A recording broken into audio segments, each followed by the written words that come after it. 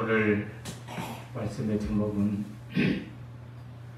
다른 표현을 써도 많이 나오죠. 본문이 기니까 본문 안에서 많이 나올 수 있는데 이렇게 정한 것은 앞으로 우리가 임직식 행사 예배 때 맡은 분들이 불러야 할 그 특성의 찬양 제목과 같기 때문입니다.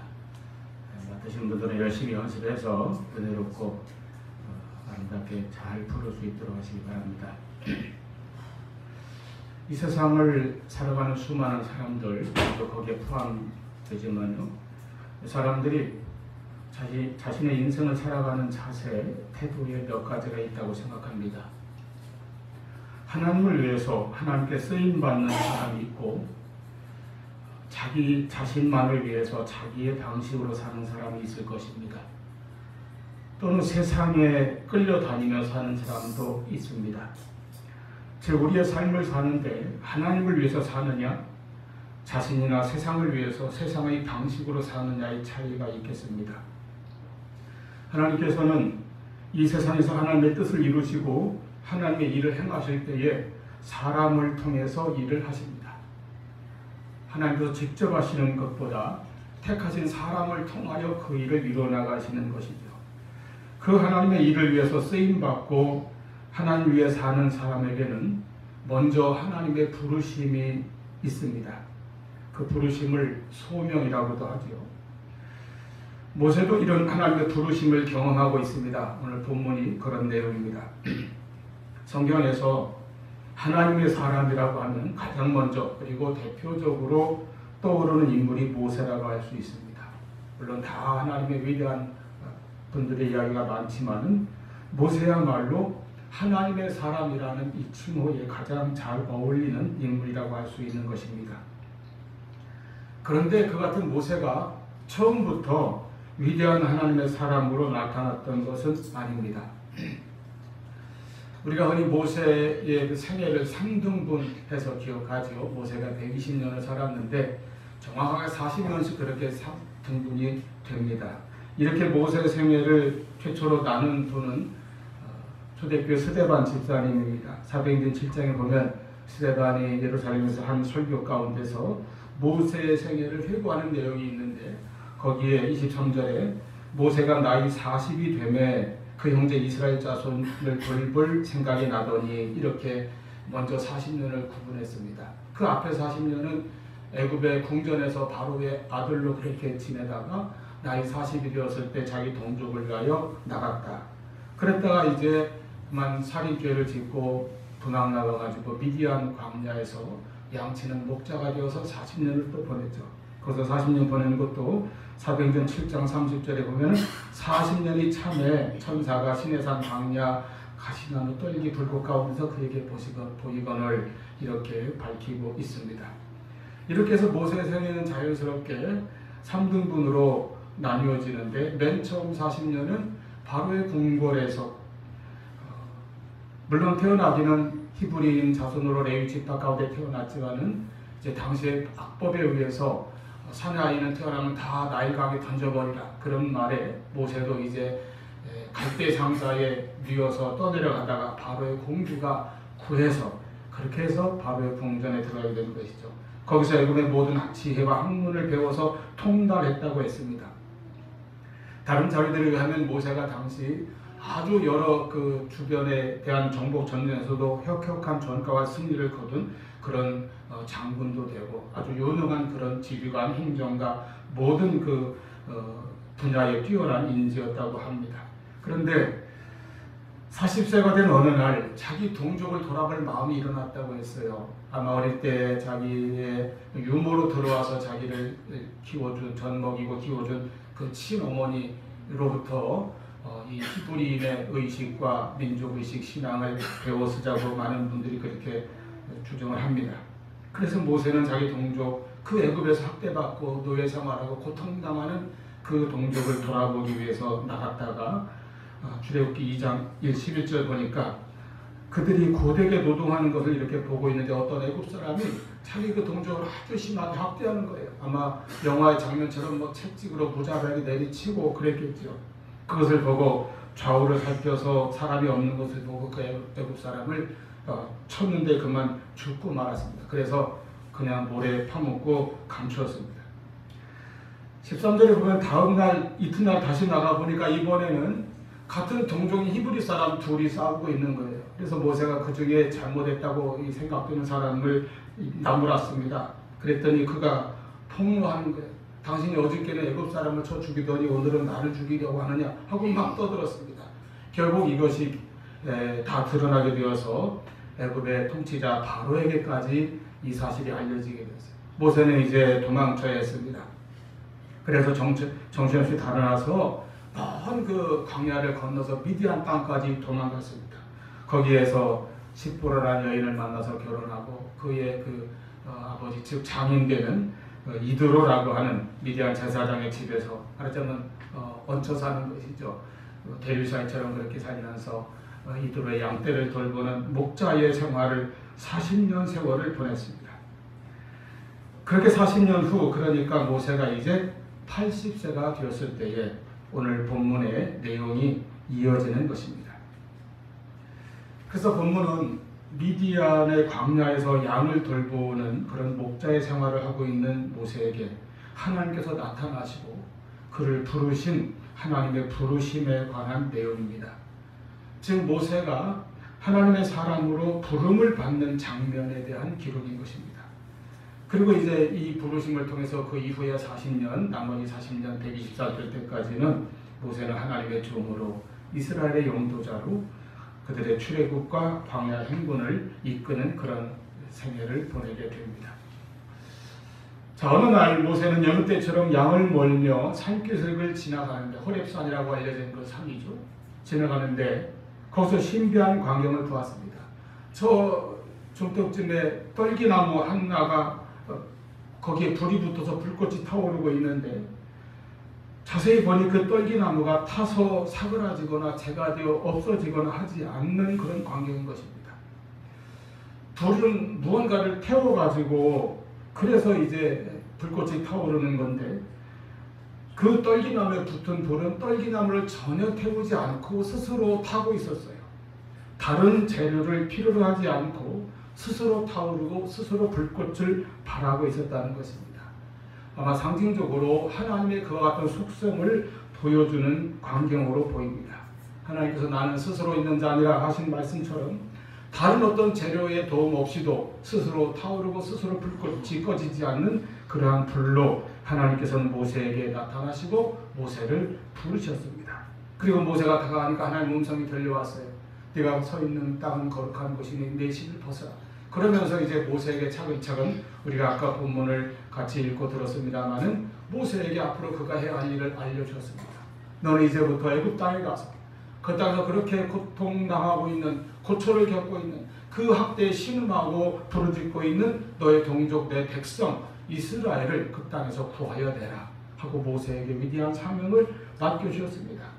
이제 가라 이스라엘 자손의 부르짖음이 내게 달하고 애굽 사람이 그들을 얼마나 괴롭히는 그 학대도 내가 보았으니 이제 내가 너를 바로에게 보내서 그들을 이끌어 내오게 하리라. 그래서 그들을 가나안으로 데리고 갈 사명을 모세에게 주셨습니다.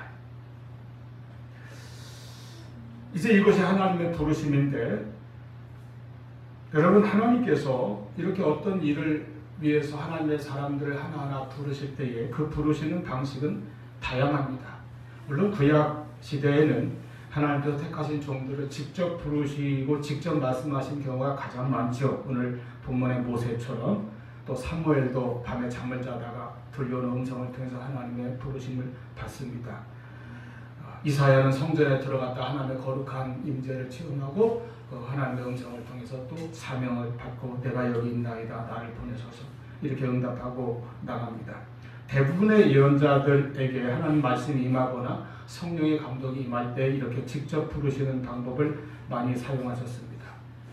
그런가 하면 사람을 통해서 부르시기도 하고 또 그 외에도 여러 가지 환경이나 어떤 사건이나 이런 등등의 경로들을 통해서도 부르십니다. 다윗은 사무엘을 통해서 기름 부음을 받고 하나님의 종이 되었죠. 엘리사라고 하는 위대한 선지자는 자기 스승 엘리야의 부름을 받고 선지자로 나섰습니다. 디모데는 어머니와 할머니의 신앙을 물려받아 하나님의 사람으로 성장하였고 후에 바울의 제자의 영적인 아들이 되었습니다. 요나는 자기가 탄 배에 닥쳐온 그 풍랑과 거센 파도 이런 물결을 보고 거기서 자기를 찾으시고 부르시는 하나님의 뜻을 깨달았습니다. 심지어 베드로는 다 보는 소리를 듣고 주님의 말씀을 기억해내어 회개하기도 하였습니다. 이렇게 하나님께서 우리에게 찾아오시고 말씀하시고 부르시는 그 경로는 다양합니다. 그러므로 여러분, 하나님께서 어떻게 또는 누구를 통해서 어떤 방식 어떤 경로를 통해서 나를 부르시든 우리가 하나님의 부르심을 잘 깨닫고 분별하고 그리고 잘 순종할 수 있는 우리가 될 수 있기를 바랍니다. 하나님께서는 모세를 부르시되 그가 애굽의 궁전에서 인류 교육을 받고 모든 학문과 언어에 능통하며 패기 있고 자신만만하던 그런 젊은 날에 부르시지 않으셨습니다. 그가 처절하게 실패하여 애굽에서 도망나와 미디안 광야에서 이름 없는 목자가 되어 양을 치는 그런 세월을 40년 다 보내버린 후에야 이제 나이 80이 된 그를 이 호렙산 기슭에서 부르셨다고 하는 것입니다. 하나님의 뜻은 사람의 뜻과 다르고 하나님의 방법도 사람의 방법, 세상의 방법과 다르다는 것을 알 수 있습니다. 그리고 이 같은 하나님의 부르심에 대해서 모세는 어떻게 반응했습니까? 이때 모세는 지난날 자기가 젊었을 때 그렇게 의분과 혈기와 어떤 그 정의감에 불타서 일어났던 그때처럼 선뜻 나서지를 못했습니다. 11절에 모세가 하나님께 아뢰되 내가 누구이기에 바로에게 가며 이스라엘 자손을 애굽에서 인도하여 내리이까. 내가 누구이기에, 그 말은 자기는 자격도 없고 그런 능력도 없다는 그런 표현 아니겠습니까? 40년 전 같으면 내가 아니면 아무도 일할 수 없겠노라고 여기면서 그렇게 당당히 그렇게 나섰던 그 모세가 지금은 내가 누구이기에 하면서 뒤로 이제 물러서고 그 하나님의 부르심을 사양하고 거절하는 그런 태도를 보이고 있습니다. 거기서 그친 것이 아니에요. 13절에도 하나님이 가라고 하시는데 내가 가서 뭐라고 말하니까 자기가 할 말에 대해서도 영 자신이 없어 하고 있습니다. 그래 하나님께서 자세히 내가 할 말을 내가 알려주겠다 말씀하십니다.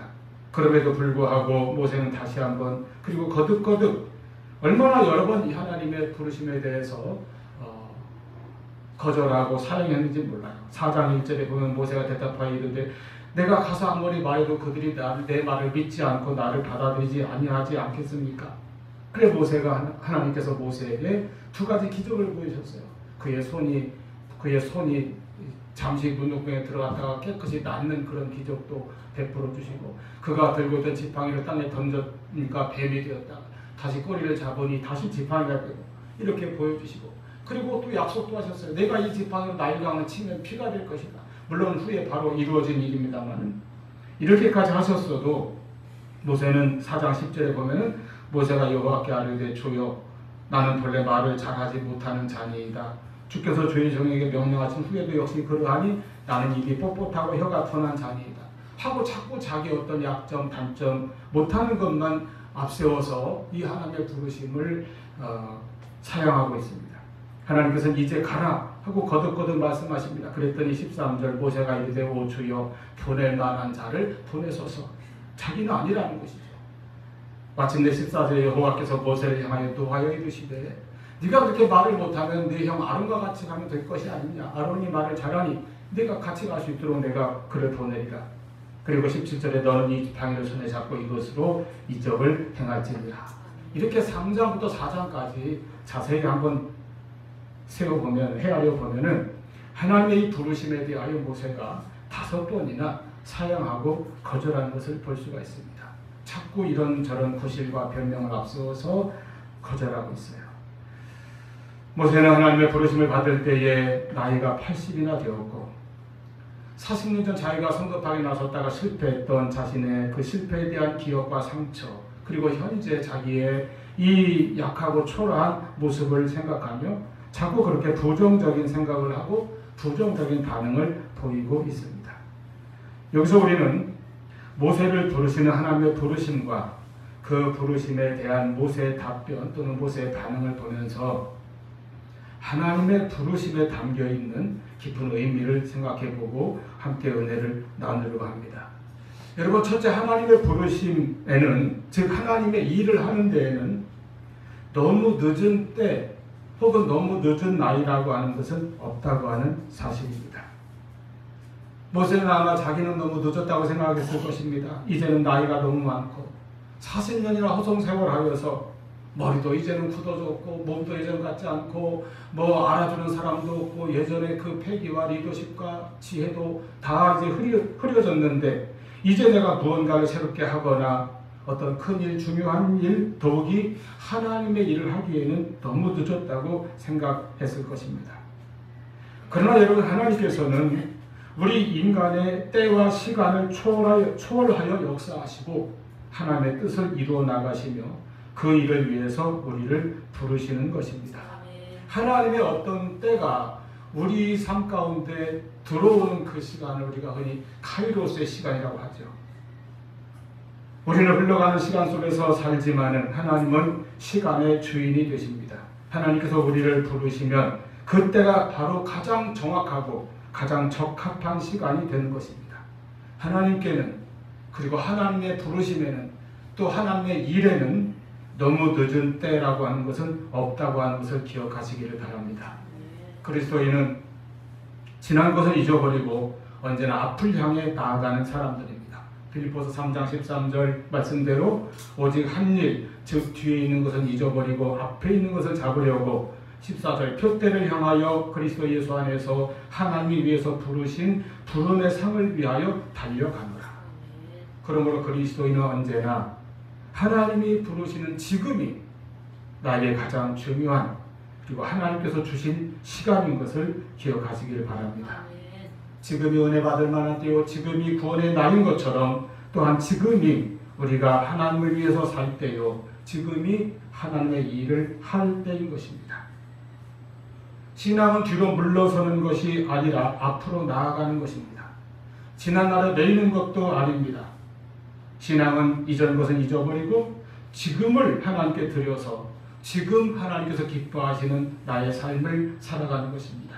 그래서 나의 지금이 하나님께서 사용하실 수 있는 그런 시간이 될 수 있기를 바랍니다.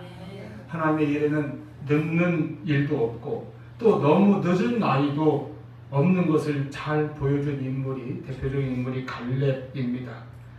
젊었을 때 모세가 뽑아 보냈던 용감한 정탐꾼이었던 갈렙이 여호수아 14장쯤에 이르니까 40년 세월을 흘러서 그의 나이가 어느덧 80대가 되었어요.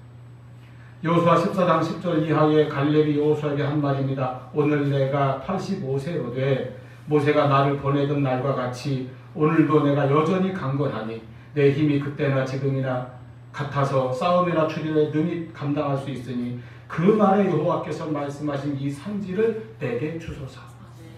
뿐만 아니라 갈렙은 이어서 자신에게 선포합니다. 당신도 그 말에 들으셨거니와 이곳에는 아낙 사람이 있고 아낙 사람은 아주 무서운 거인족이죠. 그들이 있고 그 성읍들은 크고 견고할지라도 여호와께서 나와 함께 하시면 내가 여호와께서 말씀하신 대로 그들을 쫓아내리이다. 얼마나 담대한 고백입니까? 어떤 젊은이에 결코 뒤지지 않은 패기이고 자신감이고 철저하게 하나님을 신뢰하고 의지하는 철두철미한 신앙을 보여주고 있습니다. 여러분, 하나님께서 쓰시면, 하나님께서 부르시면 나의 때도 나의 시기도 또는 육신의 나이도 문제가 아닙니다.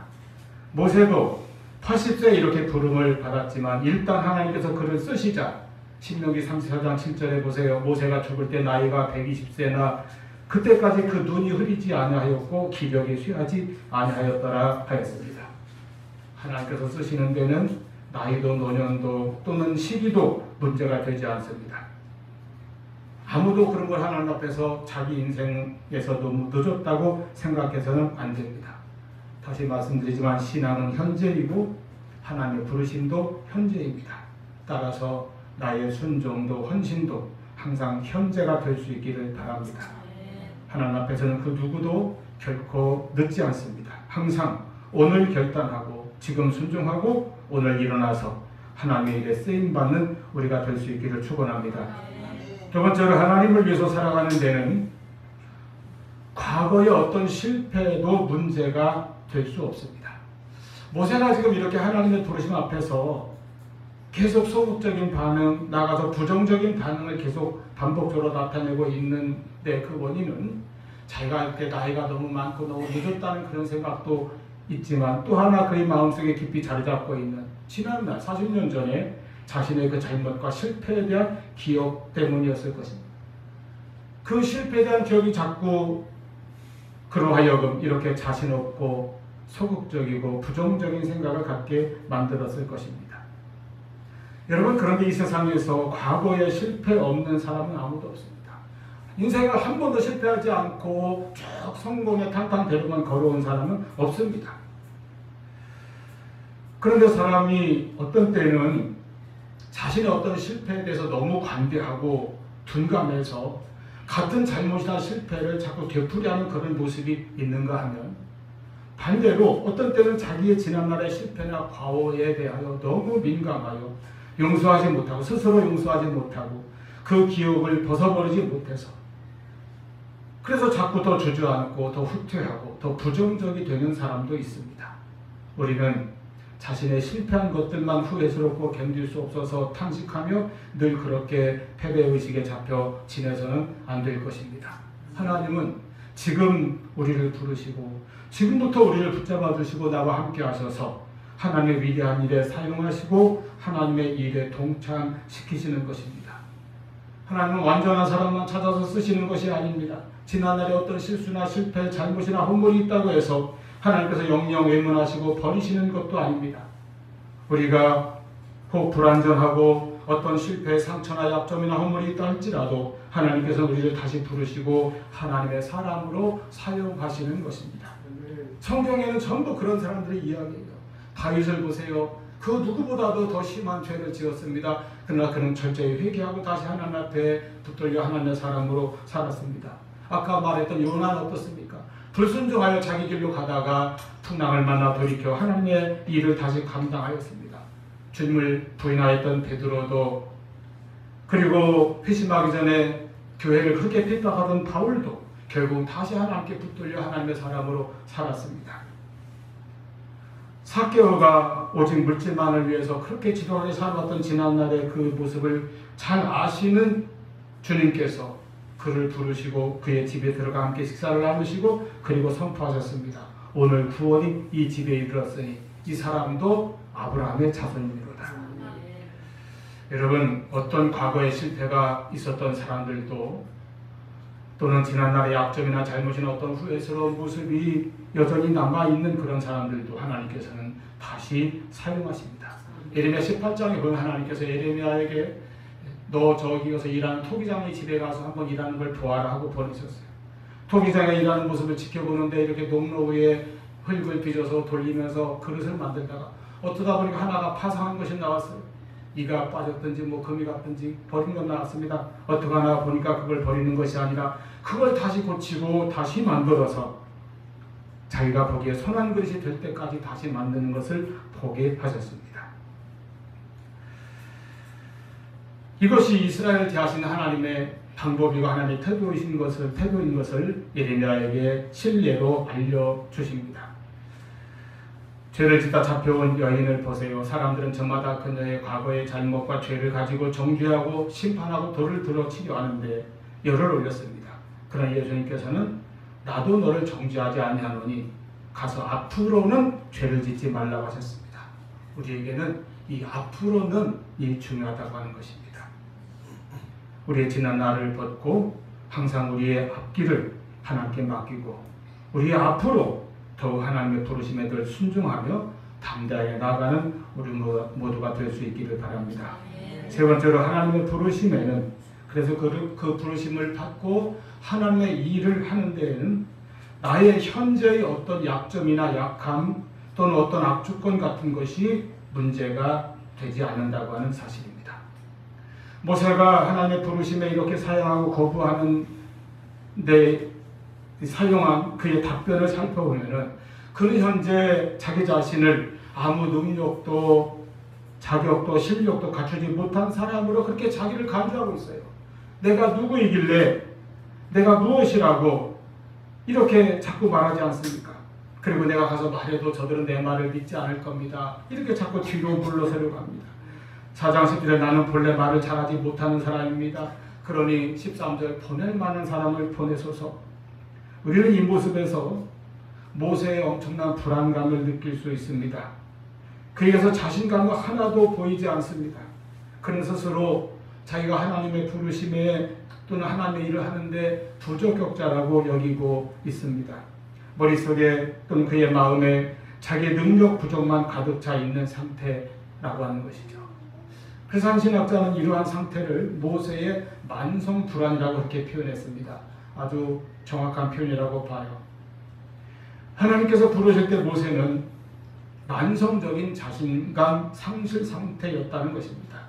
그러나 하나님께서는 그러한 모세를 끝까지 부르셨습니다.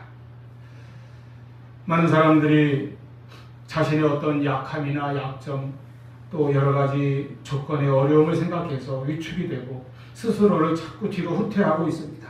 그런데 하나님께서는 모세를 부르시되 그의 약점 있는 모습 그대로 그를 부르시고 그대로 사용하셨습니다. 하나님께서 모세에게 물으셨어요. 내 손에 있는 것이 무엇이냐? 그 손에 있는 것은 바로 목자가 양을 칠 때 사용하던 목자의 지팡이입니다.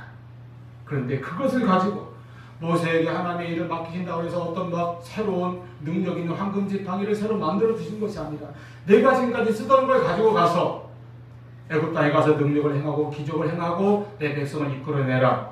바로 그 지팡이로 홍해를 가르고 그 지팡이로 반석의 불을 생수를 만들어 내게 하셨던 것입니다. 내 모습 그대로 내 가진 것 그대로가 나의 일에 쓰임받는다라고 주님께서 말씀하시는 것입니다. 문제는 우리는 자꾸 자신을 지나치게 부정적으로 평가하거나 그래서 아무 일도 하지 않으려고 자꾸 물러서고 후퇴하는 그런 때가 많이 있다는 것입니다. 자기가 자신을 용납하지 못하여 속에 여러 가지 자기 분노와 우울증과 열등감과 번민 같은 생각으로 자신을 괴롭힙니다. 그러나 우리는 나를 부르시는 하나님의 관점에서 하나님의 눈으로 자신을 볼 수 있어야 합니다. 하나님께서 우리를 어떻게 보십니까? 하나님께서 목적이 있어서 선하신 뜻 가운데 나를 이 땅에 나게 하셨고 그리고 하나님의 사랑 가운데 우리를 구원해 주신 것을 늘 기억하시기를 바랍니다.